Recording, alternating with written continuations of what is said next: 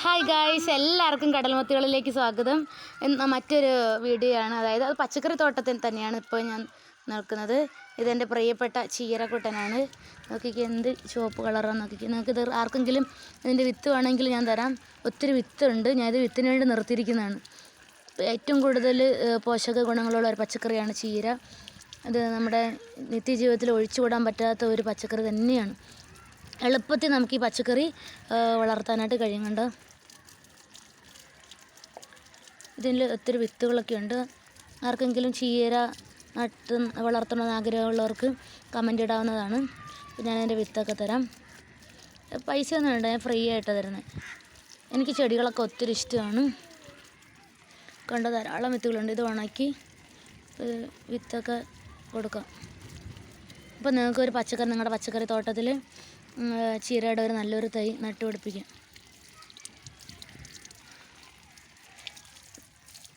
ഏറ്റവും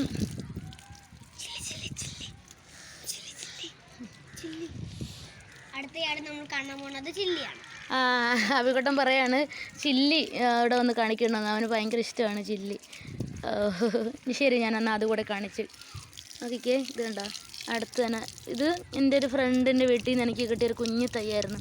അപ്പം ഞാൻ ഇതിൻ്റെ ഈ തളിർപ്പില്ല ഇങ്ങനെ നുള്ളി കൊടുത്തതിന് ശേഷം ഇത് കണ്ടോ, ഇതിൽ ഒത്തിരി മുളകുണ്ട്. നല്ല മുളകാണ്, ഭയങ്കര എരിവൊന്നുമില്ല. അത്യാവശ്യം കുട്ടികൾക്കൊക്കെ കൊടുക്കാൻ പറ്റുന്നതാണ്. പച്ചക്കറിയൊക്കെ ഉണ്ടാക്കുമ്പോൾ നമുക്ക് ഒരു മുളകിൻ്റെ തൈ അടുത്ത് വീട്ടിൽ തന്നെ ഉണ്ടെങ്കിൽ വളരെ നിഷ്പ്രയാസം ഒരെണ്ണം എടുത്തിട്ട് നമുക്ക് നമ്മുടെ പച്ചക്കറിയിലൊക്കെ ആയാലും ഇട്ട് കൊടുക്കുന്നത്.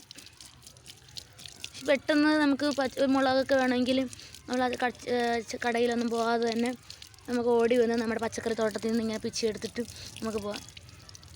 വലിയ വിഷമൊന്നുമില്ലാത്ത നമ്മുടെ വീട്ടിൽ സ്വന്തം മുളകിൻ്റെ തൈയാണ്. ഞാൻ ഇതുപോലെ തന്നെ തൊട്ടടുത്ത് ഒരെണ്ണം നട്ട് പിടിപ്പിച്ചിട്ടുണ്ട്.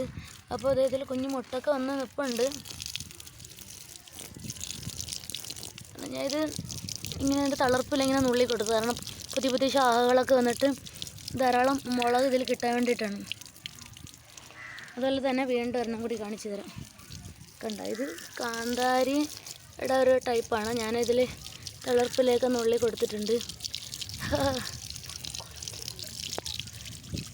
ഇനി പുതിയ മുട്ടുകളൊക്കെ ഇതിൽ വരും. ഒത്തിരി വെള്ളം മാത്രമേ.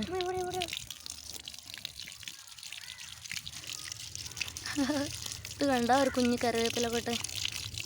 ഇത് ഞാൻ കൃഷിഭവനിൽ നിന്ന് വാങ്ങി. കൃഷിഭവനിൽ നിന്ന് അതുപോലെ ബൊട്ടാണിക്കൽ ഗാർഡനിൽ നിന്ന് എനിക്ക് കിട്ടിയ നല്ലൊരു ഇതാണ് കറിവേപ്പില. നമ്മുടെ വീട്ടിൽ തീർച്ചയായിട്ടും ഒരു കറിവേപ്പില നമ്മൾ എന്തായാലും നട്ടുപിടും. വിഷമില്ലാത്ത കറിവേപ്പില നമുക്ക് എപ്പോൾ വേണമെങ്കിലും ഓടിപ്പോയി പറിക്കാൻ പറ്റും. ഇത് കൊണ്ട് ഒത്തിരി പൂക്കളൊക്കെ വന്നിട്ട് കുറേശ്ശെ കായായിട്ട് നിൽക്കുന്നതാണ്. അപ്പോൾ ഇതൊന്ന് ഉണങ്ങി കഴിഞ്ഞാൽ നമുക്ക് ഇതിൽ നിന്ന് കുറേ തൈകൾ ഉണ്ടാക്കാൻ പറ്റും.